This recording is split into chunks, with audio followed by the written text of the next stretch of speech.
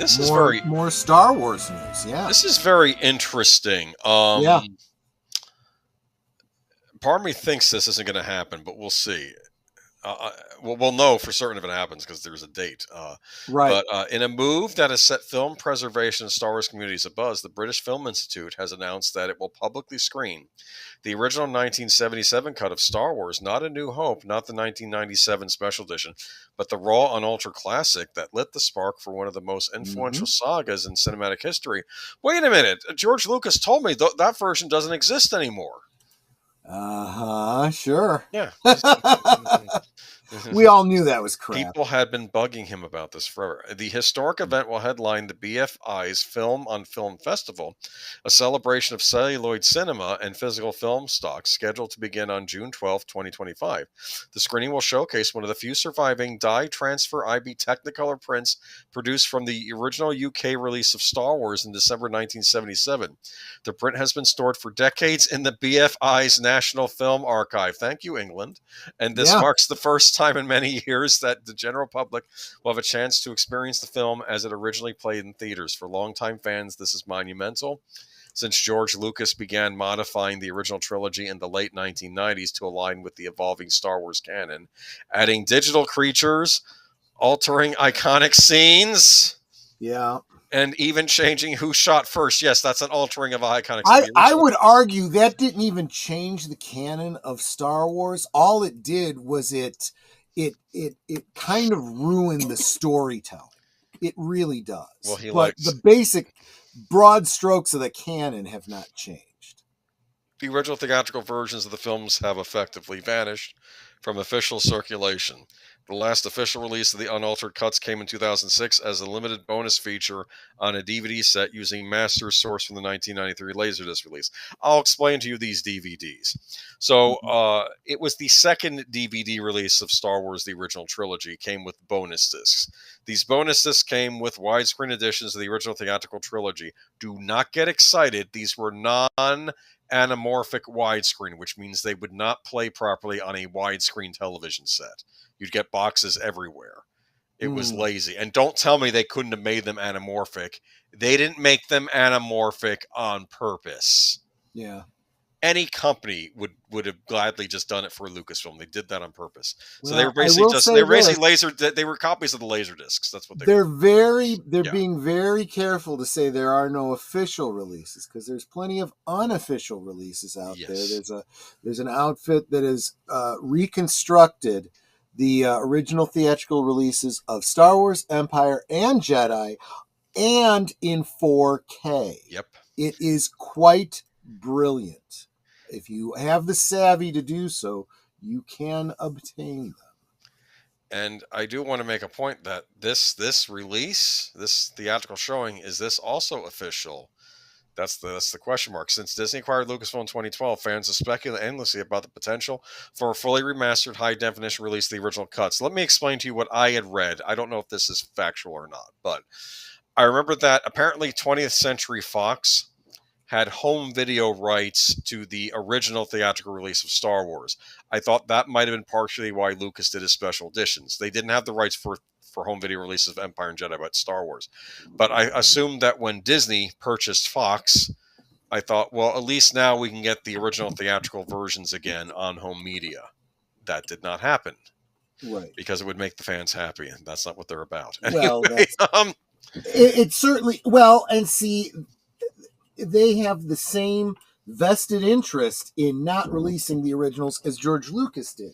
If you are going to put together a new edit, a new cut, the freaking Star Wars McClunky version, you have a vested interest in people wanting to get the newest one and not the original version. Yeah, but here's what I don't understand.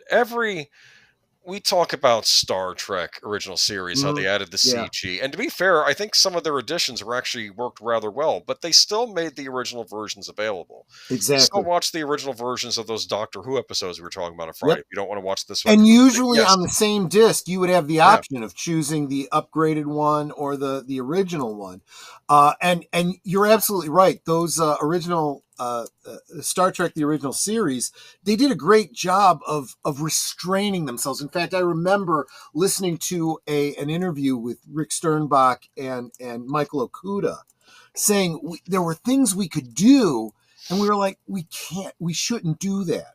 We should really restrain ourselves. What they were doing was, for the most part, cleaning up special effects, just little tiny things. Like there's this great, this is the one I always reference, that famous scene where Kirk is squaring off against the Gorn captain and this lizard creature, he's hissing and he's coming. Yep. And as he gets closer, those microphone style eyes blink.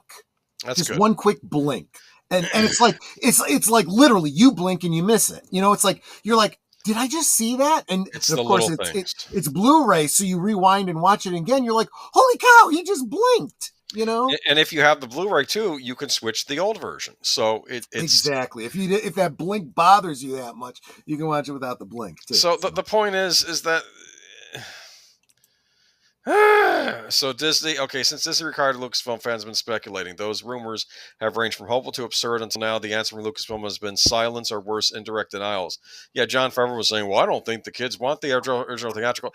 Here's what it is, everybody. This is film history. This is about having original cuts available. This is about preserving what people witnessed in 1977, and for us, a modern audience, being able to go back and see what they had watched. I will say this. I don't want to hear anyone at Lucasfilm or Disney speculating on what the fans want. The fans are screaming what they want, and you are actively ignoring them. Seriously. And who are the fans? It's not just this specific demographic of people that like Star Wars. There is a whole plethora of different kinds of fans. There are fans that are diehard Star Wars fans that collect the toys, that dress up in the costumes, that go to the conventions, play the role-playing games and the video games. But there's others that are general sci-fi and cinema files that care about the original releases because they care about cinema history. Those are fans too. Well said, geeky geezers. Thank you. There you go. That's why we do it. Okay. Don't expect us not, or me. Don't expect me to not have more rants coming tonight. The BFI announcement date adds a new twist to the tale, and some are wondering whether this high-profile screening signals a potential shift in policy. Adding fuel to the fire was a strange event last month when the original cut of Star Wars appeared on Roku's Cinema Box streaming app for a few days before being abruptly pulled. No statement was ever given, leaving many suspect the stream may have gone live by mistake or as part of a test run.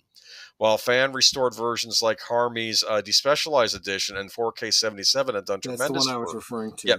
In preserving the original trilogy through unofficial channels, nothing compares to seeing an actual IB Technicolor print projected in a theater. Yeah, this is the original print. Yeah. Exactly. This is not like something they converted, though. Frankly, these prints are famous for the rich color saturation, sharp detail, and physical texture.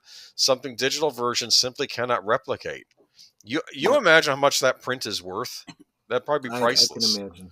But the Star Wars screening isn't the only retro gem to light up BFI's big screen. The festival will also include a 35mm screening of the U.S. version of the original Twin Peaks pilot, introduced by none other than Kyle MacLachlan himself. It will mark the first time that version of the pilot has ever been screened publicly in the UK, making it doubly appealing for fans of the cult television. You want to go to England, don't you? Right now. I do not. I absolutely do not. No, but you would like it if they could at least maybe do a showing of these over here. The fact is, I have my own sources, so I don't need to rely on that. But think how cool it'd be to see Kyle MacLachlan introducing the Twin Peaks pilot. Absolutely, stage, yes. Absolutely. That's absolutely wonderful. Link, I believe. I've dropped the link. It's still up on the screen for most of you guys, but I also have it down in the in the video description below. You can get over to that Park Place and see the article directly. Especially, I'm talking to you, Deleted Scenes, if you're interested in that mention of Twin Peaks. Yeah. Tickets for the BFI Film on Film Festival go on sale May 6th, and demand is expected to be intense, particularly among diehard Star Wars fans who've been waiting for decades for an opportunity like this.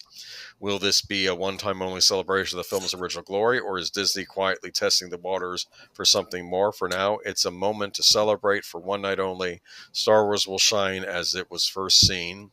No CGI drawbacks, no Greedo shooting first, no pure slice of cinematic history, projected the way it was meant to be. Okay. If I can make a single speculation about this, and this is based on nothing but my own speculation, we did talk about that Roku, brief thing, and then it disappeared.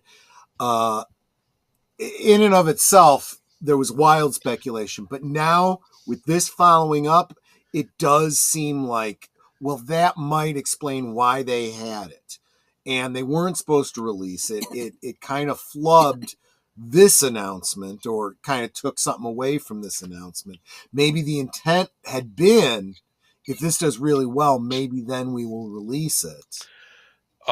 Star Wars Celebration is happening again this spring, right? I don't know. I haven't been following since Disney. It's happening in Japan, of all probably. places. But they are going to have a Star Wars Celebration, I believe, in May. Mm-hmm. I'm going to be very curious to see if they have an announcement about a video release of the original theatrical trilogy. I'm not saying it's going to happen. I'm not even hopeful that it's going to happen, but it would be interesting if it did happen, and that's why they pulled it from Roku, because that might have been a streaming version they haven't released yet. Could be. That's a great point. It's a great point. Streaming on Disney Plus exclusively for 5 years. No! Right. Sorry, don't do that anyway. Just give us what we want. I would actually rebuy those. If I get the theatrical editions, I would rebuy them. I know, me too. Because I have those special editions, and with Hayden Christensen as Anakin, which made no sense. No. At the end of Jedi, he was restored to where he was, but no, he came back as an old man, so it should be the old man. I was just going to say, the way he was the way he died. He died Anakin Skywalker. It just doesn't make sense. If you revert him back to, being a young adult, you take away the Anakin Skywalker who died in his son's arms. Yes, it didn't make any sense. It was done in there specifically so you can't enjoy, because you have to have the prequels with it. It has to have a callback to the prequels. Anyway, moving on.